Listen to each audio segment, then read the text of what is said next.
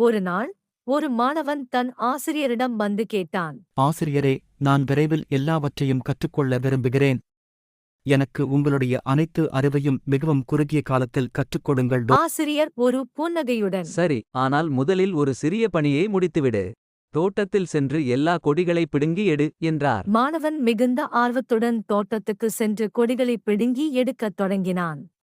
ஒரு மணி நேரத்தில் தனது பணியை முடித்து பெருமையுடன் ஆசிரியரிடம் திரும்பினான். அப்பொழுது ஆசிரியர், நல்லது, இப்போது இந்த விதைகளை தோட்டத்தில் நட்டு வையுங்கள் என்றார்.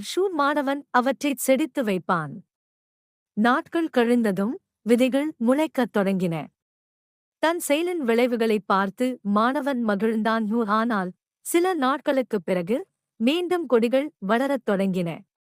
இதைக் கண்டு அவசரமான மாணவன் விரக்தியுடன் ஆசிரியரிடம் வந்து, ஆசிரியரே, கொடிகள் மீண்டும் வளர ஆரம்பித்துவிட்டன.